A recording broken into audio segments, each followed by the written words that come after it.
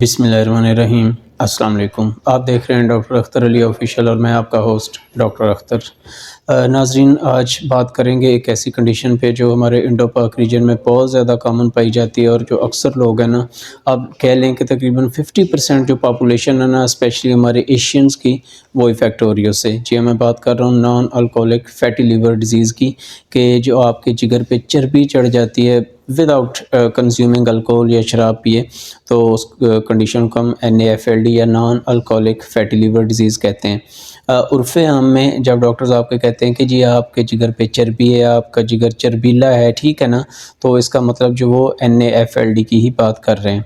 तो इस डिज़ीज़ में होता क्या है कि जो आपका नॉर्मल हिपैटोसाइट्स हैं, आपके जिगर के सेल्स हैं, उनके अंदर जो है ना वो फ़ैट सेल्स हैं ना, उनकी डिपोज़िशन होना शुरू हो जाती है, वो चर्बी बैठना शुरू हो जाती है। और जब ये नॉर्मल जो आपका लिवर का वेट है उसके 5% से ज़्यादा फ़ैट सेल्स आपके जिगर में बैठ जाएँ, डिपॉज़िट हो जाएँ, तो हम उसको फैटी लिवर डिज़ीज़ जो है ना वो डिक्लेयर करते हैं, ठीक है। तो उसकी भी आगे फ़र्दर जो है ना वो थोड़ी-सी उसकी ग्रेडिंग होती है कि ग्रेड 1 है या 2 है, ठीक है ना। तो वो जैसे-जैसे फ़ैट सेल्स बढ़ते जाते हैं, तो उसी फैटी लिवर डिज़ीज़ की ग्रेडिंग जो है ना वो ज़्यादा होती जाती है और वो 4 तक जो है ना वो हम अक्सर औक़ात काउंट करते हैं उसको। तो जी इसकी अब काज़ेज़ क्या हो सकती है कि डेफ़िनेटली जैसे एक आम इंसान जो है ना वो मोटा हो जाता है, तो फ़ैट्स उसके ऊपर हो जाती है, तो डेफ़िनेटली वही जो चीज़ है ना, वो जो फ़ैट्स हैं वो ब्लड में सर्कुलेट करते हुए आपके जिगर में बैठना शुरू कर देते हैं। तो जो रिस्क फैक्टर्स हैं या जो आप उसको कह लें काज़ेज़ इसकी, कि एक तो ओबेसिटी, आप मोटापे का शिकार हैं।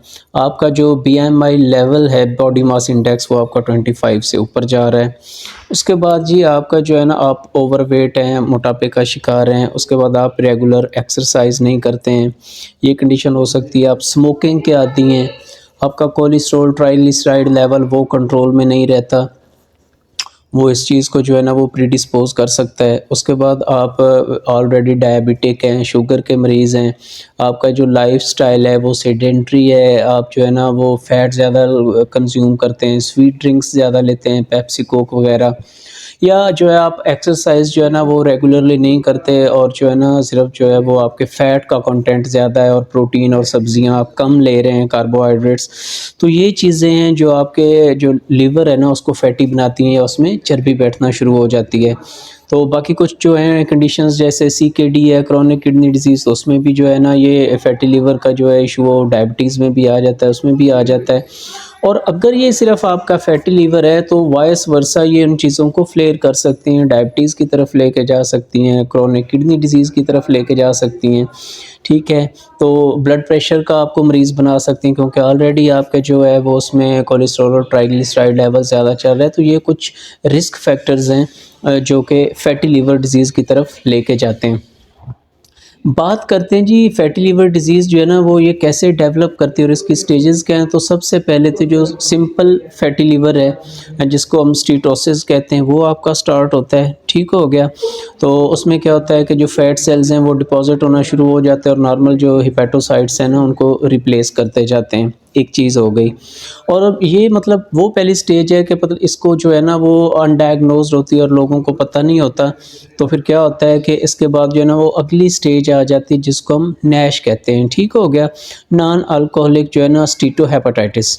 अब वो जो फैट सेल्स डिपॉज़िट होना शुरू हुए थे, उन्होंने ना जिगर की ना जो इन्फ्लेमेशन है ना वो स्टार्ट कर दी है, जैसे कि हम वो हेपेटाइटिस में होता है। तो इन्फ्लेमेशन जब वो बढ़ती जाती है, ठीक है ना, तो ये सेकंड स्टेज है। तो उसके बाद जो है ना यही इन्फ्लेमेशन जो है ना वो आगे चली जाती है तीसरी स्टेज में, जिसको हम फाइब्रोसिस कहते हैं। अब हेपेटाइटिस, स्टीटोहेपेटाइटिस हुआ फैट्स की वजह से, उसके बाद जो है आपका जो है वो आपका फाइब्रोसिस हुआ। तो आप ये मतलब एक मेडिकली एक थोड़ी-सी चीज़ आपको मैं एक्सप्लेन करता चलूँ कि हमारे जिस्म में जहाँ पे भी इन्फ्लेमेशन होगी, वहाँ पे एक्सुडेट्स होंगे, फ्लूइड इकट्ठा होगा, पस, रेशा, आम सादा से लफ्ज़ों में। तो वो चीज़ जो आपका नॉर्मल स्ट्रक्चर है ना हिपैटोसाइट्स का, वहाँ पे ना फाइब्रोसिस होना शुरू हो जाती है, स्कार टिश्यू बनना शुरू हो जाते हैं। जो मेन आपका जो टेक्सचर और प्लस जो नियर बाई ब्लड वेसल्स हैं ना उनमें फाइब्रोसिस स्टार्ट हो जाती है। तो ये जो है ना वो आपके NAFLD की तीसरी स्टेज है। अब यहाँ पे भी चीज़ें कंट्रोल नहीं होती, तो लॉन्ग स्टैंडिंग जो है ना एक एक वो चलता रहता है तो उसके बाद जो है ना चीज़ें 4th स्टेज पे चली जाती हैं जिसको हम सिरोसिस कहते हैं। तो इसमें आपके जिगर का सिकुड़ जाना, ठीक है, पेट में पानी पड़ जाना, और ये एक रिवर्सिबल कंडीशन होती है कि यहाँ से वापस जो है ना वो चीज़ें रिवर्स नहीं हो सकती हैं, ठीक हो गया। तो उसके बाद जो है वो ये जो लिवर सिरोसिस है ये फर्दर आपको जो सीए लिवर या जिगर के कैंसर की तरफ भी लेके जा सकती है। तो ये बेसिकली 4 स्टेजेस थी जो आपके एनएएफएलडी में होता है कि जब आप अल्कोहल नहीं ले रहे होते और बाकी जो कंडीशंस हैं, बाकी फैक्टर्स वो प्रीडिस्पोज़ कर रहे होते हैं, तो आपको जो है ना वो फैटी लिवर डिज़ीज़ के पेशेंट बन जाते हैं, ठीक है। अब रिस्क फैक्टर्स जो मैं ऑलरेडी आपको गिना चुका हूँ कि मतलब ये चीज़ें हो सकती हैं जो आपके फैटी लिवर डिज़ीज़ की तरफ लेके जा सकती हैं। तो आप कैसे पता चलाएँगे या मतलब डॉक्टर को चेक करवाए बगैर कि आप में ये इश्यू स्टार्ट हो चुका है? कि देखें, एक तो ये है कि एक आपके जो राइट अपर क्वाड्रेंट है ना, या आपकी दाएँ पसलियाँ, उनके नीचे आपको एक नॉन स्पेसिफिक सा वेग सा जो है ना वो पेन एब्डोमेन रहना शुरू हो जाएगा, आपके पेट में ना दर्द होगा। आप टायर्ड फ़ील करेंगे कि आप थकावट का शिकार रहते हैं मुसलसल, ठीक हो गया। जिस्म में क्रैम्प्स पड़ते हैं, ठीक है, जैसे वो पट्ठों का कड़ल वगैरह कहते हैं, वो पड़ना शुरू हो जाएँगे। तो आप जो है ना वो इन कंडीशंस को वेग जो बॉडी पेन्स हैं वो आपकी स्टार्ट हो जाएँगी। उसके बाद आहिस्ता-आहिस्ता आप देखेंगे कि आपकी आँखों में जो पिलाट है, पीलिया जिसको कहते हैं, जॉन्डिस कहते हैं, वो आना शुरू हो जाएगा। उसके बाद आपके जो है ना मुख्तलिफ जो साइन्स हैं, जैसे आपकी अम्बिलिकस है, नाफ है, इसके इर्द-गिर्द आपको ब्लड वेसल्स डायलेटेड मिलेंगे, ठीक हो गया। वेट लॉस आपका होना शुरू हो जाएगा। मैदे के मसाइल रहना शुरू हो जाएँगे। तो टाँगों में सूजन, क्योंकि वहाँ पे भी पानी इकट्ठा हो रहा है पेट के साथ, तो आपको अपनी टाँगें भी सूजी हुई महसूस होंगी, ठीक है ना? तो ये कुछ ऐसी चीज़ें हैं जो नॉन स्पेसिफिक सिम्पटम्स हैं कि एक अलर्ट साइन्स आपके लिए हो सकते हैं कि जी अब टाइम है। और टाइम तो वैसे काफ़ी पहले था, लेकिन अब ये है कि आपको इमरजेंसी में अपना जो फिजिशियन है ना या गैस्ट्रोहेपेटोलॉजिस्ट जो है ना उससे कंसल्ट करना चाहिए, ठीक हो गया? तो ये आपके लिए ना कुछ साइन्स हो सकते हैं। अब ये है कि जी इसका जो डायग्नोसिस है उस पे बात करें तो उसके लिए हम मुख्तलिफ लैब टेस्ट करवाते हैं। क्लिनिकल पहले एक मतलब इवैल्यूएशन पेशेंट की करते हैं, फिर उसके बाद हम पेशेंट का अल्ट्रासाउंड करवाते हैं। तो अल्ट्रासाउंड पे जो अल्ट्रासाउंड करने वाले डॉक्टर साहब हैं वो आपको फैटी लिवर का इम्प्रेशन दे सकते हैं। पेशेंट के एलएफटीज़ करवाए जा सकते हैं, वायरल मार्कर्स करवाए जा सकते हैं, हेपेटाइटिस बी, सी एहतियात के तौर पर। उसके बाद जी है आपका मतलब पेशेंट को जो है ना लिवर बायोप्सी पे भी शिफ्ट किया जा सकता है, तो डेफ़िनेटली वहाँ पे भी जो आपका फैटी लिवर है और उसकी जो स्टेजिंग है ना वो ज़्यादा क्लियर सामने आ जाएगी। उसके बाद ये है सीटी, एमआरआई, ये चीज़ें जो मतलब एक हायर एंड पे चली जाती हैं, लेकिन उनकी ज़रूरत नहीं पड़ती और उससे बहुत पहले जो है ना वो फैटी लिवर डिज़ीज़ जो है ना वो डायग्नोसिस उसकी बन जाया करती है। तो ट्रीटमेंट में फिर क्या होता है कि एक तो मतलब अगर शुरू के स्टेजेस हैं तो वही है कि कंज़र्वेटिवली पेशेंट को मैनेज किया जाता है। मुख्तलिफ जो मेडिसिन्स हैं जैसे कि लिपिड्स को कम करने वाली, कोलेस्ट्रॉल, ट्राइग्लिसराइड्स की वो, और जो है ना डाइट मॉडिफ़िकेशन पेशेंट को बताई जाती हैं, ठीक है। तो उसके बाद जो है जो हायर एंड पे अगर बात करें तो फिर वो हेपेटिक ट्रांसप्लांट और जिगर का डलना और वो चीज़ें सामने आ जाती हैं जब स्टेज 4 की तरफ चीज़ें चली जाती हैं, सिरोसिस की तरफ चली जाती हैं, जो कि इरिवर्सिबल एक स्टेज होती है। तो वहाँ पे अमूमन हेपेटिक ट्रांसप्लांट इंडिकेट किया जाता है, लेकिन तब तक चीज़ें जो है ना मेडिकली कंडीशन इतनी वर्स हो चुकी है कि वो पेशेंट फाइनेंशियली भी और वो जो क्लिनिकली भी अफोर्ड नहीं करता उस चीज़ को।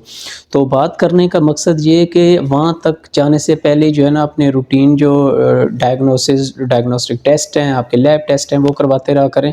और जो है ना थोड़ा-सा जो वो आपको अभी मैं कुछ मेशर्स बताने जा रहा हूँ, उन पे आप अमल करेंगे तो जो ये फैटी लिवर डिज़ीज़ है ना इसको हम काफ़ी हद तक कंट्रोल कर सकते हैं, कम कर सकते हैं। तो अगर जो हमारे हमारे एंड पे करने वाली चीज़ें अपार्ट फ्रॉम के वो जो लैब टेस्ट और वो डॉक्टर्स की प्रिस्क्रिप्शंस, हम कि जी एक तो हम अपना जो वेट है ना उसको कम करें। आपका जो बीएमआई है वो 18 से 24 के दरमियान होना चाहिए, लोअर एंड पे रखें उसको। अपने मोटापे को कंट्रोल करें। आप मोटे हैं तो बहुत ज़्यादा हायर चांसेस है कि आपका जिगर भी मोटा होगा, फैटी होगा, ठीक हो गया। उसके बाद ये है जो हेल्दी डाइट है वो आप लें। अपनी डाइट में प्रोटीन्स वो ज़्यादा करें, फाइबर ज़्यादा करें, और जो जितना भी फैट कंटेंट है, कार्बोहाइड्रेट्स उनको कम से कम रखें, ठीक है? प्रोटीन्स को ज़्यादा वो अपने खुराक में शामिल करें।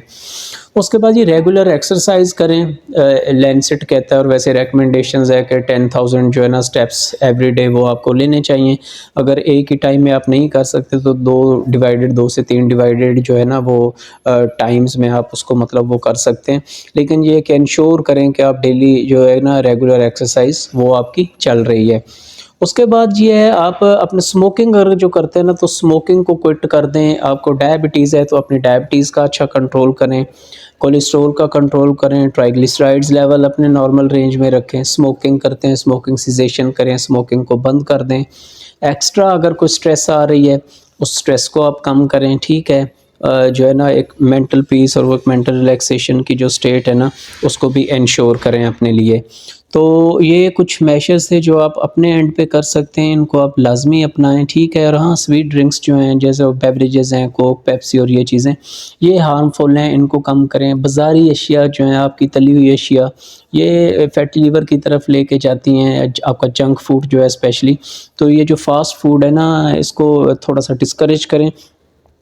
और जो आपका जो एक सिंपल मील्स हैं जिसमें आपका कार्बोहाइड्रेट, फाइबर्स हैं, प्रोटीन्स हैं और फैट कंटेंट लेस है, उसको जो है ना वो अपनी रूटीन बनाएं, आदत में लेके आएँ।